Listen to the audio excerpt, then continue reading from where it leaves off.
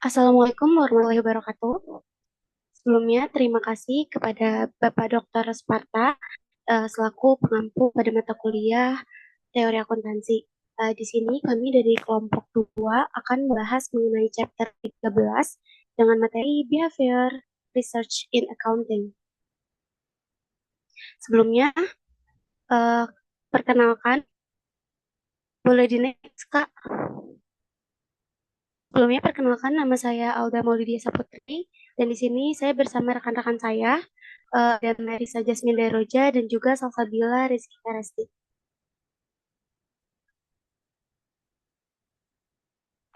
Baik, ini saya akan menjelaskan mengenai definition and scope.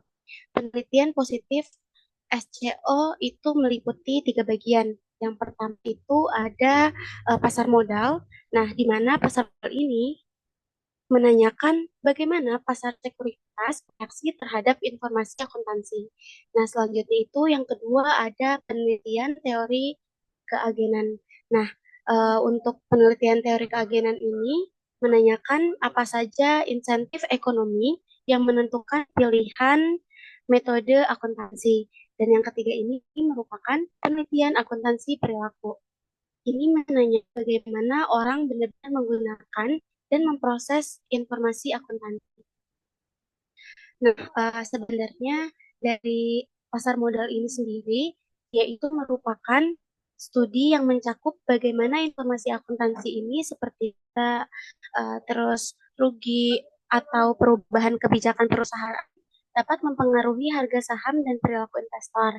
Nah, yang kedua itu merupakan teori keagenan. Untuk teori keagenan ini sebenarnya fokus pada masalah konfliknya sendiri.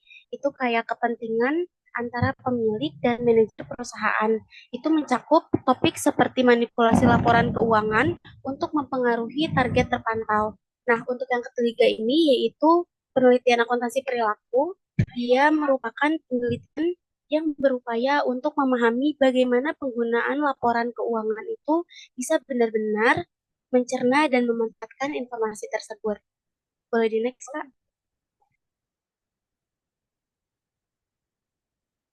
Oke, selanjutnya ini ada definition and scope. Yang pertama itu ada riset pasar modal melihat pada tingkah makro pasar sekuritas agregat. Nah, yang kedua itu penelitian agensi dan perilaku sama-sama yang berfokus pada tingkat mikro manajer individu dan perusahaan. Yang kedua, penelitian pasar modal dan agensi keduanya didasarkan pada ekonomi dan mengasumsikan setiap orang adalah pemaksimalan kekayaan rasional.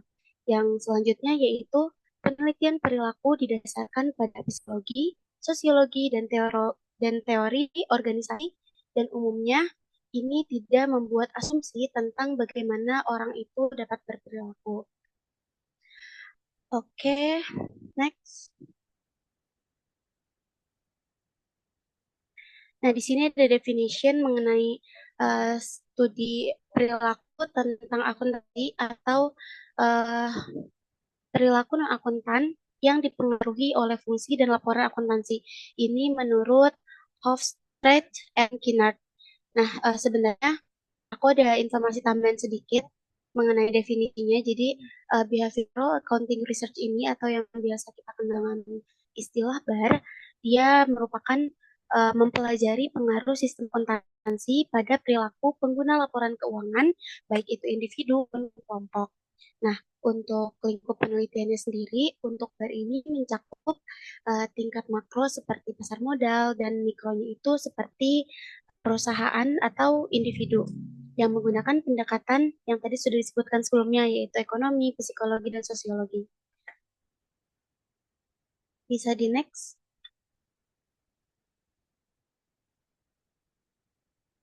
Nah, selanjutnya di sini ada jenis utama bar. Nah, untuk jenis utamanya sendiri terbagi ke dalam 2 bagian.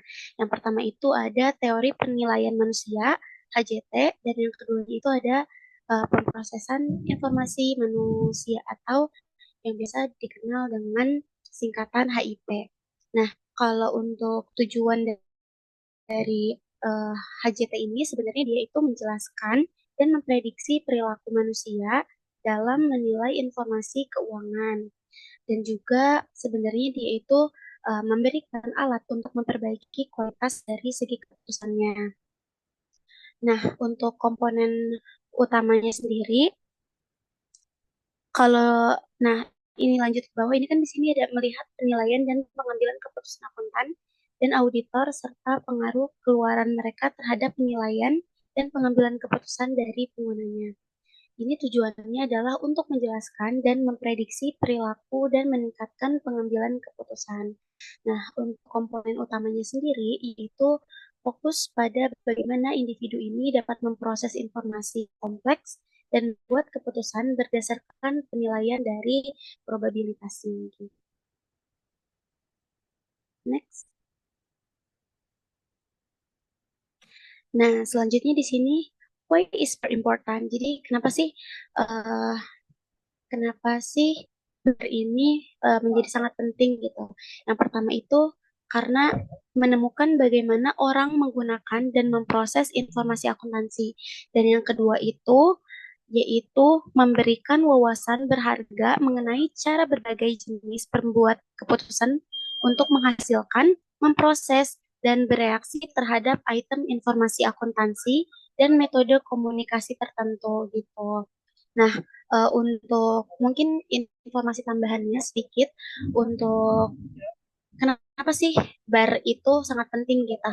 Nah, yang pertama ada nilai praktis. Nilai praktis ini sebenarnya yaitu membantu regulator akuntansi untuk memahami bagaimana pengguna bereaksi terhadap perubahan kebijakan atau format laporannya. Ini meningkatkan efisiensi dengan menciptakan perpaduan yang relevan untuk pelaporan. Nah, yang kedua itu uh, lebih ke pengaruh pada profesinya sendiri. Bar ini menjadi dasar untuk mendesain pelatihan akuntan agar lebih fokus pada keterampilan analitis dan psikologisnya seperti itu. Oke, bisa di next Kak.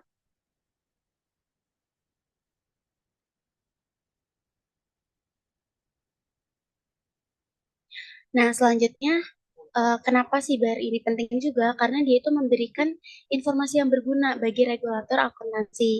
Nah, yang terakhir itu hal ini mengarah pada efisiensi dalam praktik kerja akuntan dan profesional lainnya. Oke, bisa di next Kak. Nah, di sini development of behavior accounting.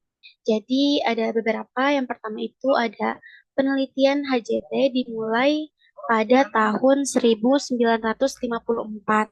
Nah, sedangkan untuk istilah barnya sendiri muncul pada tahun 1967. Nah, yang terakhir itu di sini dijelaskan bahwa pada 30 tahun terakhir telah menyaksikan ledakan bar itu ada beberapa poin teman-teman.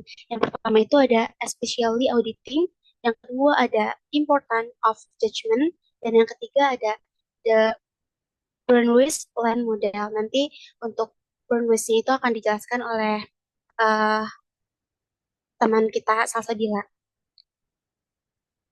Boleh di next.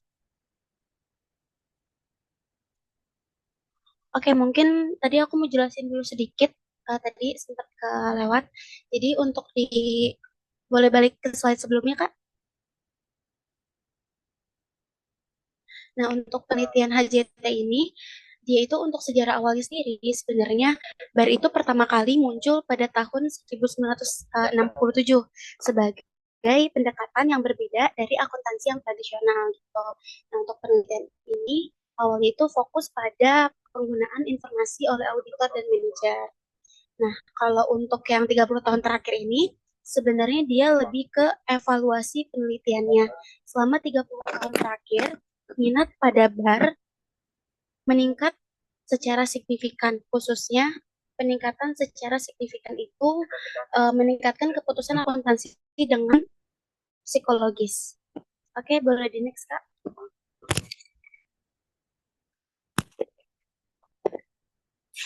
Nah, yang selanjutnya di sini ada on overview of approach to understanding information processing. Di sini ada tiga juga. Yang pertama ada model lensa Brunswick, yaitu lebih ke pendekatan dominan. Yang kedua itu ada penelusuran dari proses sendiri. Itu membangun pohon keputusan yang lebih representatif gitu. Dan yang ketiga, penilaian dari probabilistiknya. Untuk penilaian dari probabilistiknya ini, pernyataan probabilitas teorema bias gitu. Untuk probabilitasnya ini dia menggunakan prinsip probabilitas untuk menilai data dan membuat prediksi. Untuk aplikasinya sendiri, dia itu biasanya menilai segala kemungkinan kebangkrutan dari perusahaannya gitu. Kalau untuk model lensa Brunswick-nya ini, dia menjelaskan pola penggunaan data dalam pengambilan keputusan, dalam memberikan wawasan tentang pengaruh tingkat keahlian terhadap hasil keputusan.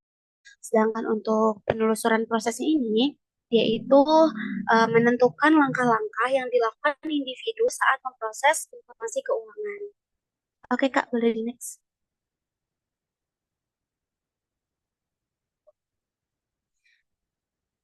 Oke, selanjutnya The Brandwix Land Model ini akan dijelaskan oleh uh, Kak Salsabila. Oke, terima kasih Alda atas pemaparannya. Selanjutnya, saya akan menjelaskan tentang the Brunswick Lens Model. Nah, model ini tuh digunakan sebagai kerangka analitis dan dasar bagi sebagian studi penilaian yang melibatkan ada dua. Yang pertama itu adalah prediksi, misalnya kayak kebangkrutan. Terus yang kedua ada evaluasi. Nah, misalnya pengendalian internal. Nah, The Brunswick Lens Model ini itu telah memberikan wawasan berharga mengenai pertama pola penggunaan isyarat yang terlihat dalam berbagai tugas, yang kedua bobot yang secara implisit diberikan oleh para pengambil keputusan pada berbagai syarat informasi, yang ketiga keakuratan relatif pada pengambilan keputusan dengan tingkat keahlian yang berbeda dalam memprediksi dan mengevaluasi berbagai tugas. Dan yang terakhir itu keadaan di mana sistem pakar atau model perilaku manusia itu mengganggu manusia. Dia juga memberikan penilaian manusia dari waktu ke waktu, terus tingkat wawasan pengambilan keputusan itu memiliki mengenai pola penggunaan data mereka, dan yang terakhir tingkat konsensus yang ditunjukkan dalam berbagai tugas pengambilan keputusan kelompok. Nah, the Brunswick Lens model itu biasanya memiliki kekuatan produksi yang baik. Misalnya kayak menghilangkan banyak kesalahan acak yang disebabkan oleh faktor manusia seperti kayak kelelahan, penyakit, atau gangguan. Terus keterbatasan penting adalah bahwa hal ini bukan merupakan deskripsi yang baik tentang bagaimana orang benar-benar membuat keputusan.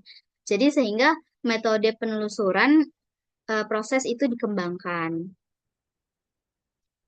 Lalu, The Brunswick Lens Model itu memberikan penjelasan tentang bagaimana keputusan itu dibuat.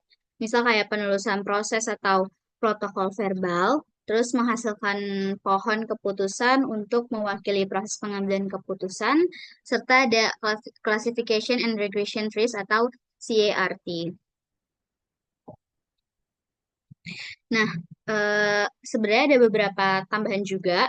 Sejarah dan konsep dari The Brunswick Lens Model itu dikembangkan oleh Egon Brunswick pada tahun 1950-an untuk menjelaskan bagaimana manusia menginterpretasikan informasi dalam lingkungan kompleks.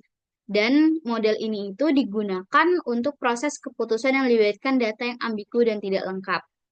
Jadi dalam model ini itu ada tiga elemen kunci. Yang pertama isyarat lingkungan, yaitu semua informasi yang tersedia untuk pengambilan keputusan. Lalu yang kedua pengambilan keputusan tentang bagaimana individu memberi bobot pada berbagai isyarat untuk menghasilkan keputusan akhir. Dan yang terakhir adalah keakuratan. Jadi seberapa baik model mencerminkan keputusan manusia. Misal contoh kasusnya adalah auditor menggunakan model ini untuk mengevaluasi resiko kebangkrutan berdasarkan berbagai indikator keuangan yang sudah saya sampaikan sebelumnya. Sedangkan keunggulan model dari Brunswick Lens ini itu memberikan kerangka untuk menganalisis keputusan di lingkungan yang tidak pasti, Selanjutnya, mendorong penggunaan data objektif untuk meningkatkan akurasi keputusan. Tapi di model itu ada keterbatasan tambahan, yaitu model ini tuh cenderung terlalu teoritis dan tidak sepenuhnya mencerminkan cara manusia beroperasi di dunia nyata gitu. Selanjutnya ada eh, di sini juga mau saya tambahin tentang insight from the Brunswick Lens Model. Jadi penggunaan data dalam praktik ada insight-nya itu ada 4. Yang pertama, penggunaan data dalam praktik. Yang kedua, pengaruh keahlian. Yang ketiga, manfaat untuk regulator. Dan yang keempat, ada rekomendasi penelitian.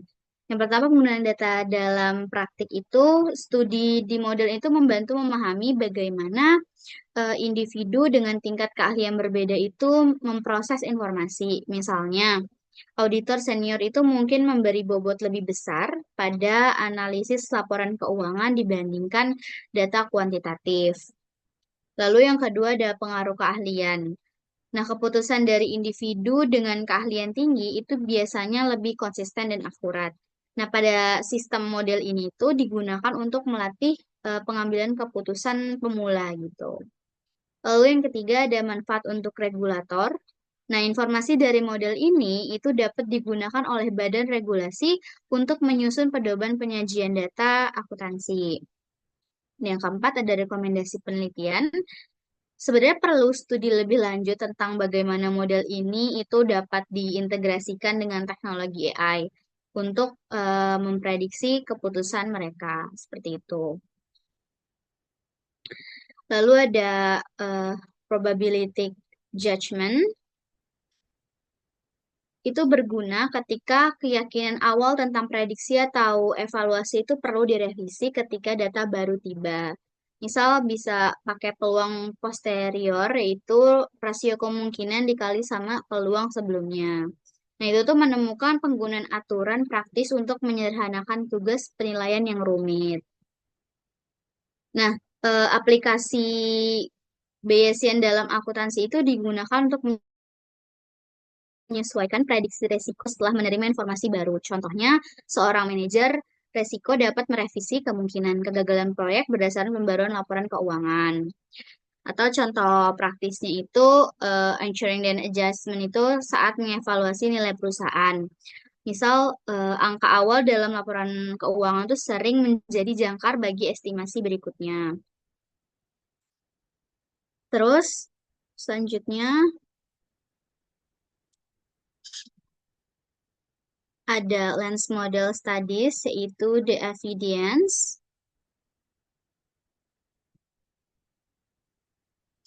Itu ada keakuratan prediksi manusia tentang kegagalan bisnis, model perilaku manusia, literatur kelebihan informasi, dan literatur keyakinan penilaian. Sebenarnya evidence from land studies itu keputusan yang berbasis data. Ada beberapa studies. Yang pertama ada keputusan yang berbasis data. Itu studi itu menunjukkan bahwa model ini efektif dalam menganalisa pola keputusan yang membutuhkan prediksi jangka panjang seperti investasi atau merger. Lalu yang kedua, kelebihan sistem pakar. Sistem pakar dapat mengurangi beban pengambilan keputusan manusia dalam tugas berulang. Tapi integritas antara manusia dan sistem itu tetap diperlukan untuk hasil yang terbaik. Lalu yang ketiga adalah hasil penelitian. Studi itu menunjukkan bahwa gabungan pengambilan keputusan manusia dan model peningkatan keakuratan hingga 30% dibanding manusia atau model saja. Lalu yang keempat, arah penelitian baru. Fokus pada pengembangan algoritma yang lebih adaptif untuk mencerminkan dinamika pasar keuangan.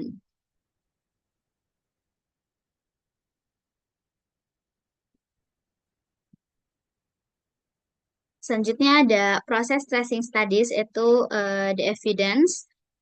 Nah, model lensa Braswijk dan studi gaya penelusuran proses adalah teknologi yang berbeda dengan tujuan yang sama, yaitu memodelkan proses pengambilan keputusan selengkap mungkin. Yang pertama ada proses tracing. Itu melibatkan pengamatan langkah demi langkah bagaimana keputusan itu dibuat. Bisa menggunakan teknik seperti wawancara verbal atau stimulasi komputer untuk memetakan pola pengambilan keputusan. Lalu ada manfaat untuk auditor itu sendiri. Dia membantu auditor memahami proses fundamental yang digunakan untuk menganalisis laporan keuangan, menggunakan resiko pengambilan keputusan yang impulsif atau tidak terinformasi. Proses ini juga menggunakan teknologi baru, misal teknologi seperti yang udah di mention tadi, classification and regression test atau CRT, itu membantu memodelkan keputusan ini tuh lebih presisi. Tapi ada rekomendasi praktis, misal pelatihan berbasis simulasi dapat memperbaiki kemampuan auditor untuk menangani tugas-tugas yang kompleks gitu.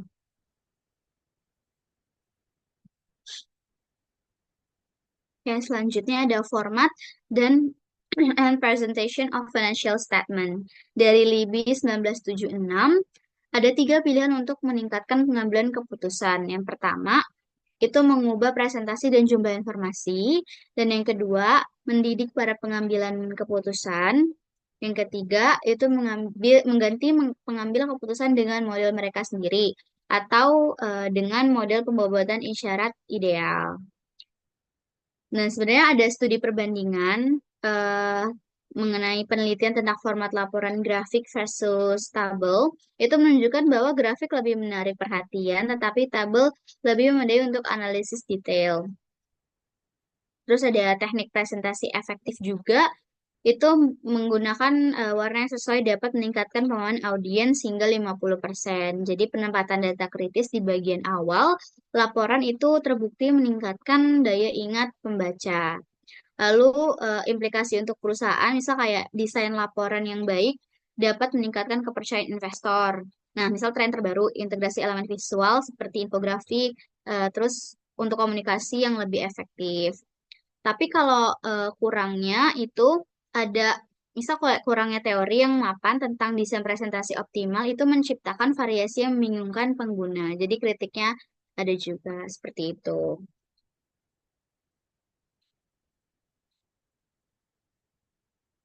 Selanjutnya akan dijelaskan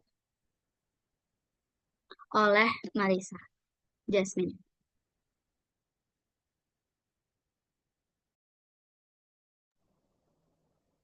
Oke, terima kasih. Jadi hari ini aku mau jelasin tentang format and presentation of financial statement. Di sini itu ada sedikit penelitian yang telah dilakukan tentang format presentasi yang ideal. Yang satu itu misalnya grafik versus table, dan yang kedua itu misalnya warna versus hitam putih. Terus yang kedua itu ada mixed result, dan yang terakhir itu ada Novel Develop and Test Theory. Jadi, kenapa itu format itu penting? Karena format laporan keuangan itu berpengaruh besar pada bagaimana pengguna memahami informasi. Sebagai contoh, laporan yang menggunakan grafik itu cenderung lebih mudah dipahami dibanding tabel, karena grafik secara visual itu menarik dan membantu menyampaikan informasi lebih cepat.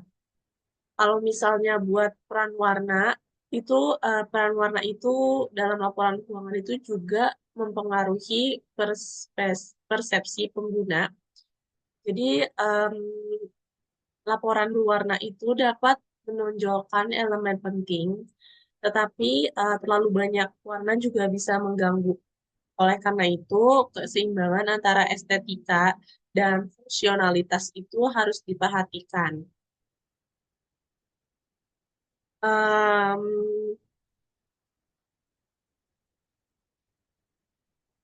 Jadi di sini kan ada grafik versus table. Itu penjelasannya itu tentang grafik versus table dan warna versus hitam putih itu.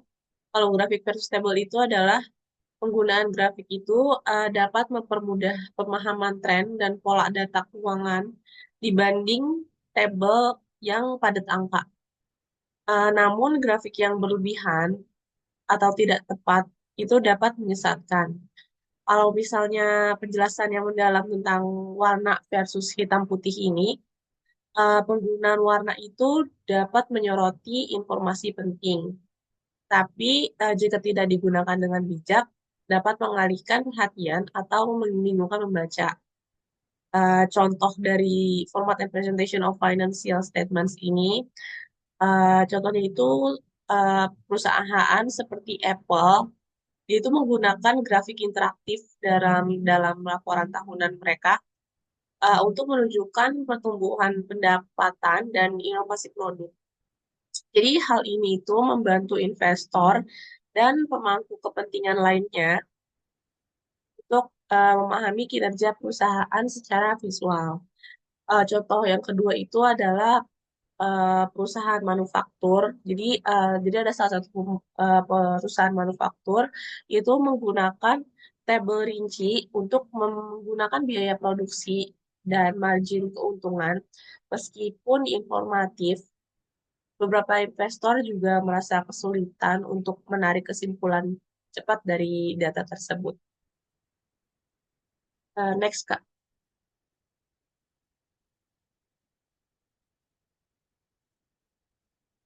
Nah, jadi di sini ada probabilistic judgment studies evidence. Itu di sini ada tiga aturan praktis atau heuristik. Yang pertama itu ada keterwakilan, ketersediaan, penahan dan pengadilan.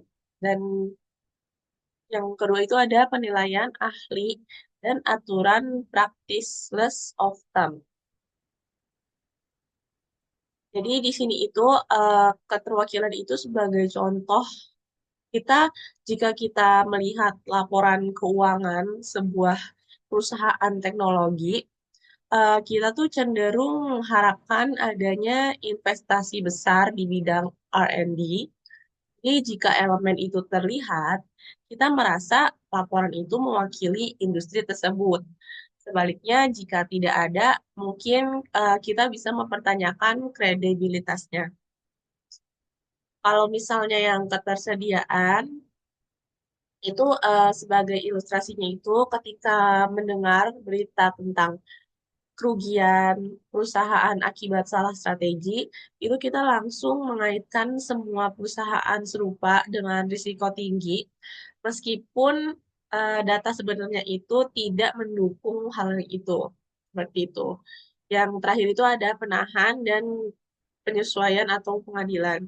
Itu misalnya auditor yang awalnya diberi angka pendapatan tertentu, cenderung menggunakan angka tersebut sebagai acuan awal, menyesuaikan berdasarkan bukti yang ditemukan, meskipun bukti tersebut itu seharusnya menggantikan sepenuhnya. Seperti itu. Next.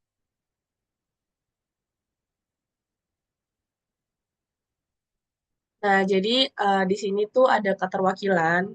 Karena aku udah jelasin sebelumnya di situ. Jadi di sini itu ada ketika kita menilai probabilitas bahwa suatu barang tertentu berasal dari populasi barang tertentu. Penilaian orang akan ditentukan oleh sejauh mana barang tersebut mewakili populasi. Jadi di sini itu individu itu menilai probabilitas berdasarkan seberapa representatif suatu objek atau peristiwa dibandingkan dengan kategori atau populasi tertentu. Seperti itu. Next.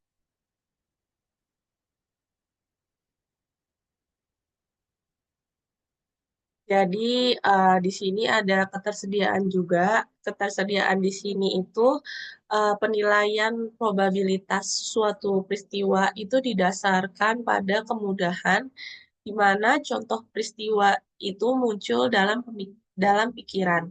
Jadi di sini itu penilaian probabilitas itu didasarkan pada seberapa mudah contoh atau informasi terkait muncul dalam pikiran.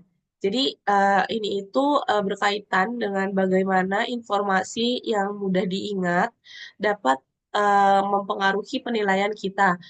Misalnya setelah mendengar tentang kebangkrutan Enron, itu banyak orang yang mulai berpikir bahwa semua perusahaan energi memiliki risiko tinggi. Padahal sebenarnya itu mungkin tidak sebenarnya padahal data sebenarnya itu mungkin tidak mendukung asumsi tersebut. Next. Nah, di sini itu ada penahan dan penyesuaian. Ya, di sini tuh respon yang awalnya diberikan berfungsi sebagai jangkar dan informasi lain untuk menyesuaikan respon tersebut. Jadi, keputusan awal atau anchor itu digunakan sebagai titik referensi dan penyesuaian dilakukan berdasarkan informasi tambahan. Auditor itu seringkali memulai evaluasi mereka dengan informasi awal seperti data pendapatan yang dilaporkan ke klien. Jadi informasi ini menjadi jangkar dan mereka hanya membuat sedikit penyesuaian berdasarkan temuan baru, meskipun seharusnya data awal tersebut diperiksa ulang secara menyeluruh. Jadi di sini aku mau ngasih contoh dari tiga itu studi kasus. Yang pertama itu ada skandal Enron. Nah, di situ investor itu menilai Enron sebagai perusahaan yang stabil karena laporan keuangan itu tampak representatif. Tapi setelah skandalnya terungkap, itu banyak yang terkejut karena mereka tidak mempertimbangkan risiko yang lebih tinggi. Terus yang kedua, eh, ada krisis keuangan di tahun 2008. Itu banyak investor mengabaikan risiko investasi subprime karena mereka tuh jarang mendengar tentang kegagalan hipotek sebelumnya, menunjukkan bias ketersediaan seperti itu. Next. Jadi di sini itu ada accounting and behavior. Jadi di sini tuh ada tiga teknik yang digunakan dan interpretasi selanjutnya dari informasi yang dilaporkan itu adalah masalah yang perspektif. Yang kedua itu adalah akuntansi itu adalah fungsi langsung dari perilaku dan aktivitas manusia. Dan yang terakhir itu adalah pengaruh dua arah. Jadi, akuntansi itu bukan hanya soal angka, tapi juga bagaimana angka tersebut itu diinterpretasikan oleh pengguna. Sebagai contohnya itu ada laporan laba rugi, itu dapat mempengaruhi keputusan investasi seorang pemegang saham, meskipun laporan tersebut mungkin tidak mencerminkan situasi. Jadi, hmm,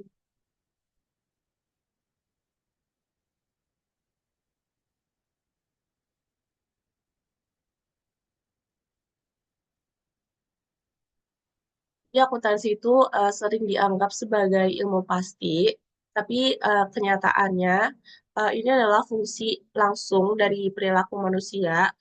Informasi keuangan itu tidak hanya mencerminkan aktivitas keuangan, tapi juga bagaimana informasi tersebut dipersepsikan oleh pengguna. Jadi, contohnya itu laporan laba rugi perusahaan itu dapat mempengaruhi keputusan investor untuk membeli atau menjual saham. Jika laporan tersebut menunjukkan laba yang besar, investor mungkin merasa yakin, namun mereka mungkin tidak menyadari bahwa laba tersebut itu didorong oleh faktor sementara seperti penjualan aset, eh, bukan kinerja operasional. Jadi di sini itu ada hubungan dua arah. Jadi keputusan manajemen itu seringkali dipengaruhi oleh bagaimana mereka bagaimana mereka berharap informasi tersebut itu akan diterima oleh pasar. Sebagai contohnya itu ada beberapa perusahaan dia itu mungkin memilih untuk menunda pengeluaran tertentu agar laporan keuangan mereka itu terlihat lebih baik di mata investor. Jadi ada studi kasusnya ini yaitu kasus Tesla pada tahun 2020 itu banyak investor yang terburu-buru membeli saham setelah melihat laporan keuangan yang menunjukkan lonjakan laba, tanpa menyadari bahwa sebagian besar pendapatannya itu berasal dari kredit karbon, bukan penjualan kendaraan, seperti itu. Next.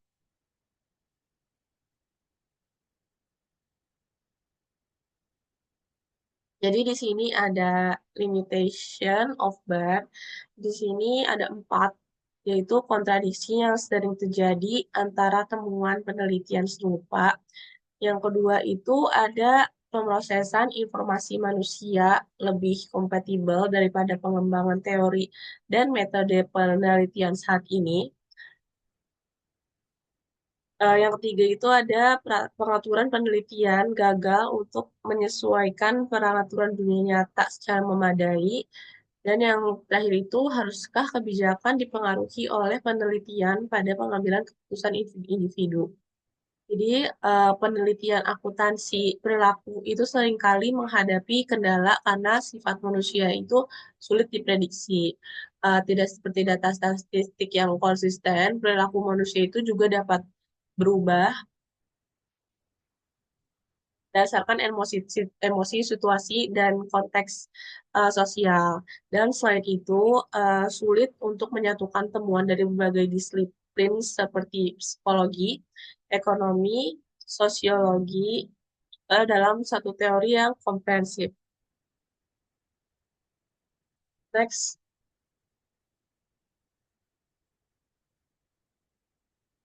Jadi ini ada limitation of Baer juga, yaitu keterbatasan utamanya itu adalah kurangnya teori tunggal yang mendasari untuk menyatukan beragam pertanyaan dan temuan penelitian.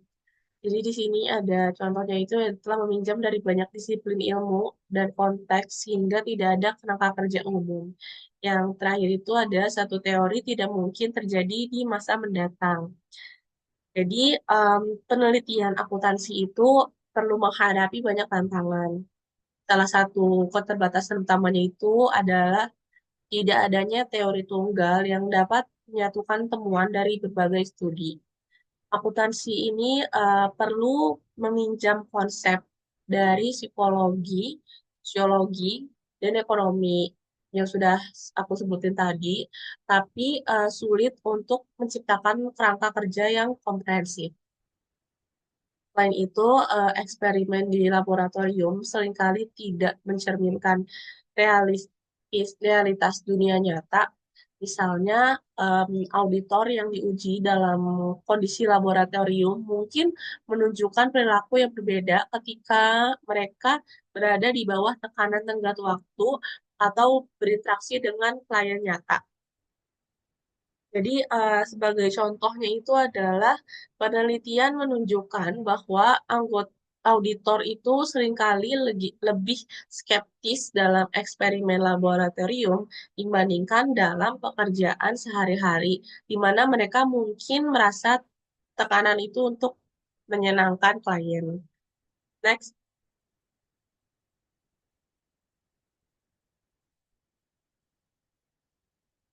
Jadi di sini itu ada issues for auditor.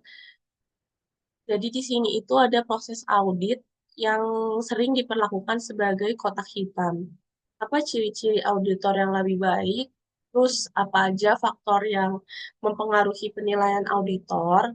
Lalu tantangan penelitian dalam menyeimbangkan realisme dan kesederhanaan dalam desain penelitian. Jadi ketika berbicara tentang auditor, transparansi itu menjadi perhatian utama. Jadi proses audit itu sering dianggap misterius karena pengguna laporan itu jarang mengetahui bagaimana em, auditor itu sering dianggap misterius karena pengguna laporan jarang mengetahui bagaimana auditor mencapai keputusan mereka. Dan faktor seperti pengalaman auditor, bias, dan tekanan eksternal itu dapat memengaruhi hasil audit.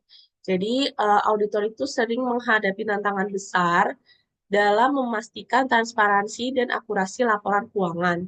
salah satu isu utamanya itu adalah proses audit itu sering diperlakukan atau dianggap sebagai kotak hitam. Pengguna laporan itu tidak tahu bagaimana auditor mencapai kesimpulan mereka.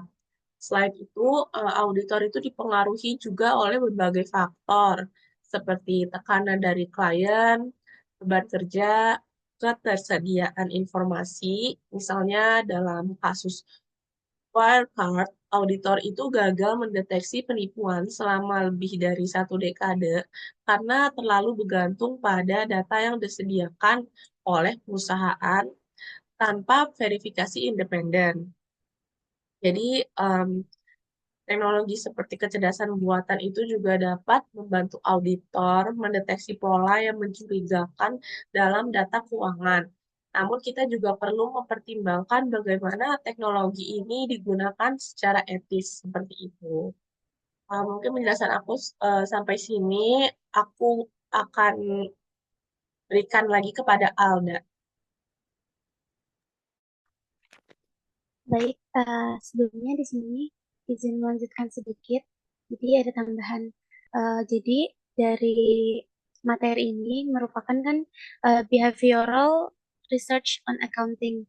Nah, materi ini merupakan bidang studi yang meneliti bagaimana faktor dari perilaku, psikologi, sosial, dan organisasi ini dapat mempengaruhi pengambilan keputusan dalam konteks akuntansi. Nah, penelitian ini juga berusaha untuk memahami bagaimana sih individu dan kelompok ini dapat berinteraksi dengan sistem akuntansi, seperti informasi keuangan serta prosedur laporan keuangannya. Untuk ruang lingkup behavior research on accounting sendiri itu yang pertama ada pengambilan keputusan dalam akuntansi. Nah, bagaimana sih seorang akuntan, auditor, atau manajer ini memproses informasi akuntansi dalam membuat keputusan? Nah, selanjutnya itu ada dampak bias dari kognitifnya sendiri. Misalnya kayak gimana? Misalnya itu kayak ensuring bias. Terus ada juga overconfidence atau framing effect-nya seperti apa itu terhadap analisis dari data akuntansi. Nah, persepsi terhadap informasi keuangan itu dia menjelaskan bagaimana studi tentang bagaimana pemangku kepentingan seperti investor atau kreditur memahami laporan keuangan. Bagaimana sih bentuk penyajian data dari grafik, tabel, atau narasi mempengaruhi interpretasinya seperti itu. Nah, yang ketiga itu ada etika dan perilaku dalam akuntansi. Faktor yang mempengaruhi putusan etis atau tidak etis dalam pelaporan keuangan seperti itu. Nah, ini pengaruh tekanan organisasi atau insentif terhadap perilaku akuntan. Terus kalau yang keempat itu dia ada pengaruh sosial dan organisasi. Dampak budaya organisasi, kepemimpinan, atau struktur tim terhadap efisiensi akuntansi dan audit. Nah, peran komunikasi dalam pengelolaan konflik di tim audit atau keuangan. Yang kelima itu ada efek dari regulasi akuntansi. Yaitu menjelaskan bagaimana aturan atau standar akuntansi ini mempengaruhi perilaku pelaku akuntansi seperti itu. Terus respon individu atau organisasi terhadap perubahan dari regulasi sendiri. Nah, metode penelitian dalam behavioral accounting ini behavioral research ini dia menggunakan berbagai metode untuk memahami perilaku manusia, seperti eksperimen misalnya. Eksperimen ini dia melakukan simulasi skenario akuntansi untuk mengukur respon terhadap variabel tertentu. Yang satu ada survei. Kalau survei ini dia mengumpulkan data dari persepsi, sikap, atau pengalaman dari akuntan, auditor, atau pengguna laporan keuangan. Nah, yang selanjutnya itu ada analisis studi kasus. Penelitian mendalam pada organisasi untuk memahami pengaruh konteks tertentu. Nah, selanjutnya itu ada pengamatan langsung. Untuk pengamatan langsung ini dia memahami perilaku di lingkungan kerja nyata. Tujuan penelitian sendiri itu untuk meningkatkan desain sistem akuntansi agar lebih efektif dan mudah dipahami. Terus selain itu dia juga mengurangi kesalahan atau bias dalam pengambilan keputusan berbasis akuntansi dan juga untuk mengembangkan kebijakan atau pelatihan yang membantu akuntan dan auditor bertindak secara lebih etis dan profesional. Ini memahami kebutuhan pengguna laporan keuangan agar laporan yang disajikan ini bersifat relevan, teman-teman. Nah, selanjutnya kayak apa sih contoh penelitian dari behavioral accounting ini? Nah, jadi yang pertama itu contohnya efek bias dari framing pada audit. Jadi, studi ini meneliti bagaimana auditor dapat memberikan opininya berdasarkan cara informasi yang dipresentasikan, seperti kayak kerugian 20% versus keuntungan 8% gitu. Yang kedua itu, dia kayak pengaruh tekanan waktu terhadap kinerja akuntan. Penelitian ini tuh mengukur sebagaimana besar tekanan waktu mengurangi kualitas laporan keuangan yang dihasilkan. Kemudian menjelaskan juga mengenai hubungan antara insentif dan etika pelaporan.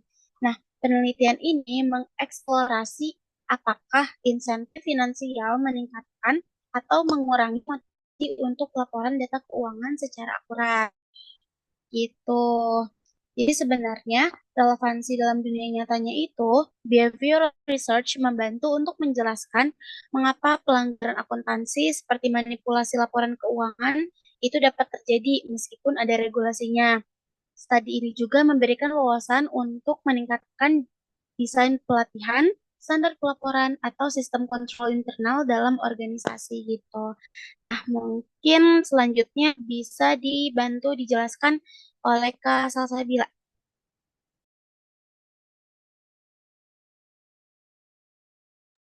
Oke, terima kasih Alda. Jadi saya akan menjelaskan tentang keseluruhan dari PPT kami itu kesimpulan apa aja sih yang emang kita bahas gitu. Yang pertama, latar belakang dan signifikan BAR sendiri. Nah, kenapa sih BAR itu penting? Di tengah perubahan ekonomi global itu, akuntansi itu bukan cuma soal angka aja, tapi juga tentang memahami bagaimana informasi keuangan itu diproses oleh manusia. Selanjutnya, Behavior Accounting Research atau BAR itu membantu menjawab pertanyaan. Kayak misal, mengapa pengguna laporan keuangan itu membuat keputusan tertentu, atau bagaimana sih mereka dipengaruhi oleh format, isi, atau konteks laporan tersebut gitu. Lalu kita juga menjelaskan mengenai fokus multidisiplin. Jadi BAR itu menggabungkan psikologi, sosiologi, ekonomi, dan akuntansi untuk menjelaskan perilaku individu dan kelompok dalam konteks akuntansi. Tadi sudah dijelaskan juga. Contohnya kayak studi tentang confirmation bias itu menunjukkan bagaimana investor lebih mempercayai data yang mendukung keyakinan dari awal mereka.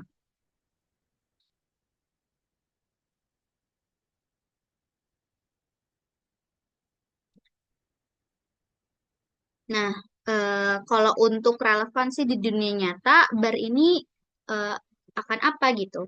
BAR ini akan membantu meningkatkan efektivitas regulasi akuntansi dan desain laporan keuangan untuk menciptakan keputusan yang lebih rasional dan adil gitu.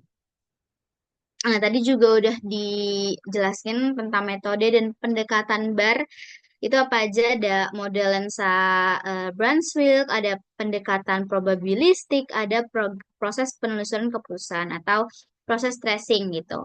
Nah, kesimpulannya kalau untuk model lensa Brunswick itu menggunakan pendekatan tersebut itu untuk apa? Untuk memahami keputusan bagaimana manusia berdasarkan informasi yang tersedia itu di lingkungan mereka. Contoh, kayak auditor yang menilai resiko penipuan, itu akan menggunakan berbagai isyarat dari laporan keuangan dan wawancara manajemen itu sendiri. Lalu kalau untuk pendekatan probabilistik, itu pendekatan tersebut itu membantu memprediksi kemungkinan kejadian.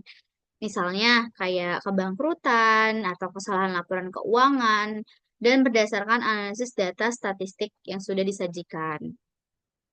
Lalu yang ketiga itu ada proses penelusuran keputusan atau tadi yang sudah dibahas tentang proses tracing, yaitu bagaimana mengidentifikasi langkah-langkah spesifik yang diambil oleh individu saat memproses informasi akuntansi. Alat misal seperti classification and regression trees atau yang tadi dibahas CART itu memvisualisasikan proses ini untuk menganalisis lebih lanjut gitu. Nah, aplikasi praktis dalam BAR untuk dalam regulasi akuntansi sendiri itu BAR itu membantu regulator memahami bagaimana kebijakan mempengaruhi perilaku pengguna laporan keuangan. Contoh kayak penggunaan warna tadi yang sudah dijelasin oleh Kamarisa atau grafik dalam laporan tahunan gitu untuk menarik perhatian pembaca pada data-data yang penting. Sedangkan kalau misalnya dalam audit itu penelitian itu menunjukkan bahwa pengalaman auditor itu mempengaruhi cara mereka memproses informasi resiko. Contohnya, solusinya kayak pelatihan berbasis BAR untuk meningkatkan keterampilan pengambilan keputusan dari auditor tersebut. Nah, kalau dalam pendidikan akuntansi sendiri itu, pemahaman tentang BAR itu dapat dimasukkan ke dalam kurikulum untuk apa? Untuk membekali akuntansi di masa depan dengan wawasan tentang psikologi pengambilan keputusan itu sendiri. Tapi yang telah kita eh, berikan tadi, ada keterbatasan dan kritik nih terhadap BAR itu sendiri. Misal, yang pertama ada kurangnya teori tunggal. Jadi BAR itu tidak memiliki kerangka kerja yang universal karena menarik dari banyak disiplin ilmu, sehingga sulit untuk menyatukan temuan penelitian yang berbeda. Lalu yang kedua ada kesulitan dari replikasi. Jadi penelitian sering itu dilakukan dalam lingkungan eksperimental yang tidak mencerminkan dunia nyata sepenuhnya gitu. Jadi kurang sesuai. Lalu yang ketiga adalah bias manusia. Misal kayak faktor kelelahan, ketekanan waktu atau emosi gitu ya. Itu seringkali mempengaruhi validitas dari temuan itu sendiri. Nah, kalau dari arahan penelitian dan implikasi masa depan sendiri, itu ada integrasi teknologi, itu dia bisa menggabungkan BAR dengan teknologi, misal kayak AI dan machine learning untuk menganalisis perilaku pengguna laporan keuangan secara real time. Lalu fokus pada keputusan kelompok. Jadi sebagian besar penelitian BAR itu fokus pada individu. Padahal banyak keputusan akuntansi diambil secara kolektif, misalnya kayak rapat direksi gitu. Terus penelitian di konteks global, misal kayak bagaimana budaya mempengaruhi pengolahan informasi akuntansi, misal kayak apakah pengguna dari budaya kolektivis memperlakukan informasi keuangan secara berbeda dibanding budaya individualis gitu. Tadi juga udah dijelaskan oleh Kak Mariksa, saya kasih kesimpulan tentang strategi untuk membuat presentasi menarik. Yang pertama kayak kita gunakan contoh dunia nyata, misalnya bagaimana manipulasi laporan keuangan oleh Enron itu mengungkap pentingnya memahami perilaku akuntan. Lalu ada visualisasi data itu kita bisa gunain kayak grafik, diagram, ilustrasi untuk menjelaskan model konsep seperti model lensa Brunswick atau proses tracing gitu. Terus ada interaksi dengan audiens. Misal pada saat presentasi tuh ada ajukan pertanyaan seperti bagaimana Anda memproses informasi akuntansi, bagaimana Anda memproses informasi itu jika Anda adalah investor, kurang lebih seperti itu.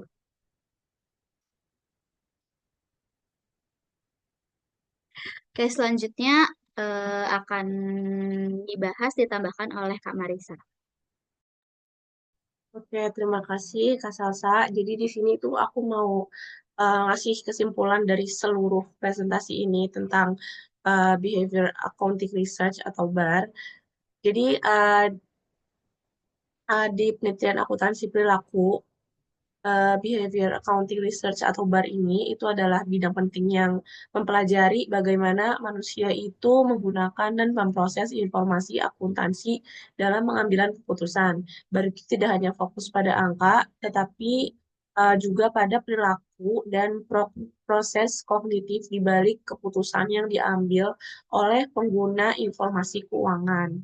Jadi dari presentasi ini kita itu mempelajari bahwa format dan presentasi laporan keuangan seperti grafik, tabel, atau penggunaan warna memiliki dampak besar pada cara penggunaan memahami informasi. Namun, belum ada teori ideal yang dapat menentukan format terbaik. Selain itu, bias seperti keterwakilan, ketersediaan, dan penyesuaian itu juga mempengaruhi penilaian probabilitas dalam pengambilan keputusan, baik oleh investor maupun auditor. Jadi, penelitian ini itu juga menunjukkan hubungan erat antara informasi akuntansi dan perilaku manusia. Jadi, keputusan akuntansi yang diambil oleh manajer itu seringkali dipengaruhi oleh bagaimana mereka itu berharap laporan tersebut itu diterima oleh audiens. Namun, penelitian BAR itu menghadapi tantangan seperti kurangnya teori tunggal yang menyatukan berbagai temuan dan kesenjangan antara hasil penelitian laboratorium dan realitas dunia nyata.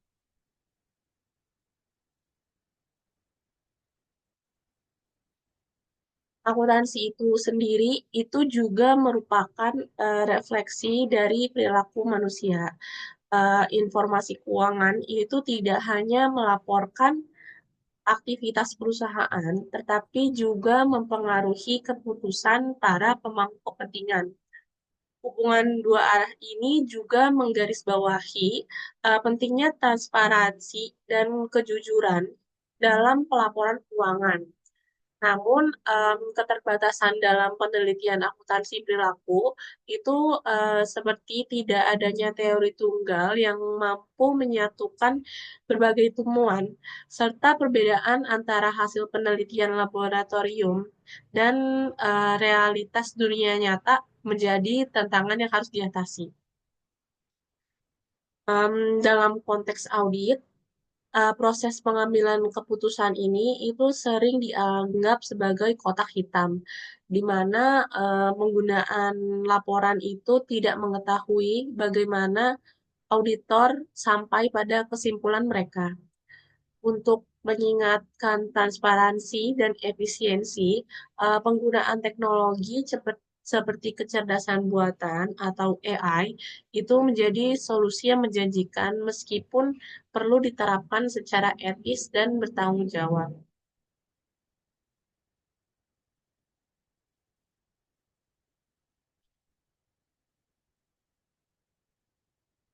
Secara keseluruhan, em, penelitian akuntansi perilaku em, memberikan pemahaman yang lebih dalam tentang kompleksitas hubungan antara informasi dan perilaku manusia. Jadi, em, masa depan masa depan akuntansi itu em, bergantung pada kemampuan kita untuk mengintegrasikan teknologi dengan pemahaman perilaku ini, menciptakan sistem yang relevan, transparan, dan efektif dalam mendukung pengambilan keputusan. Jadi penelitian ini itu juga bukan tentang hanya angka, tapi juga tentang memahami manusia yang ada di balik angka-angka tersebut.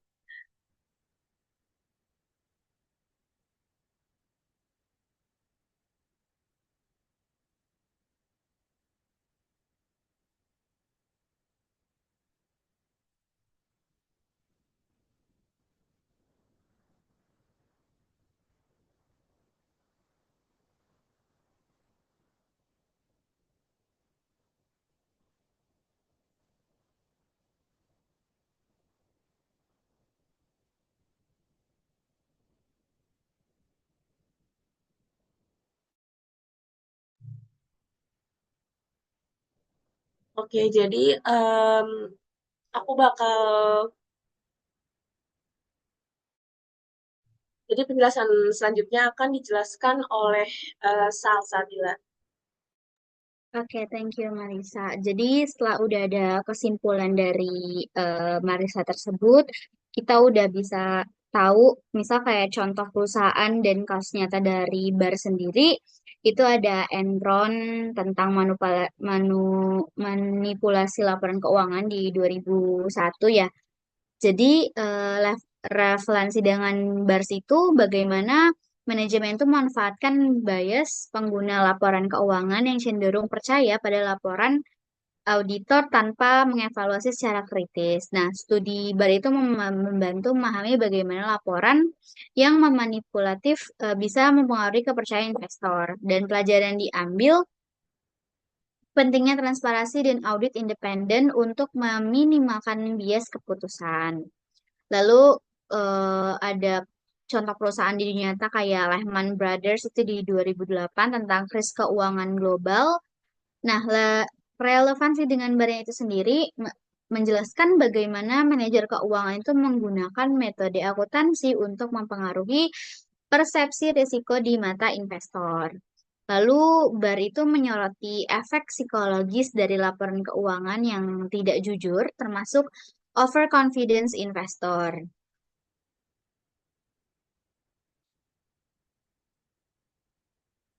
Nah, pelajaran yang diambil itu, misal kayak regulator dan investor itu harus memperhatikan tanda-tanda manipulatif dari laporan keuangan. Lalu contoh yang ketiga ada Wells Fargo 2016, itu juga bisa eh, kita kasih pembelajaran bahwa perusahaan itu harus menyusun kebijakan insentif yang tidak mendorong perilaku manipulatif. Lalu ada Volkswagen di 2016 tentang skandal emisi diesel.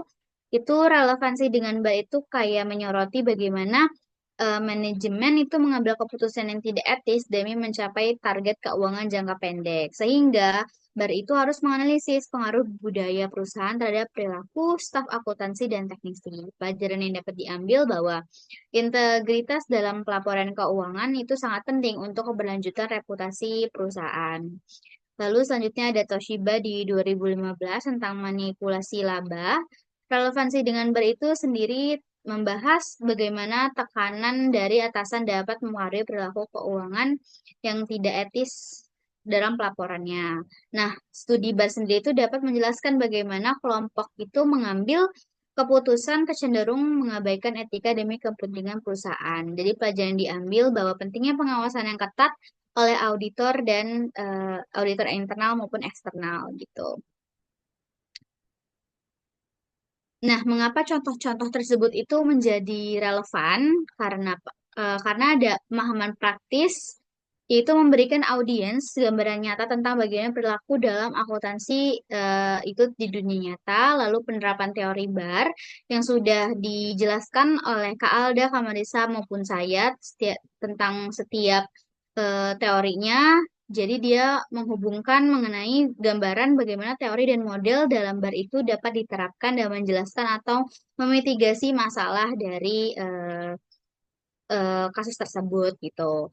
Lalu kita juga diskusi lebih dalam, misal kayak contoh-contoh untuk memicu diskusi interaktif karena tadi sudah penggambaran dari eh, contoh-contoh kasus yang sudah diberikan.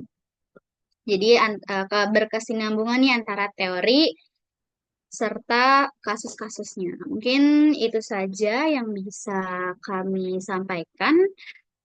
Kurang lebihnya mohon maaf. Terima kasih juga kepada Bapak Sparta selaku dosen pengampu dari mata kuliah teori akuntansi ini. Semoga apa yang kita sampaikan bisa bermanfaat dan em,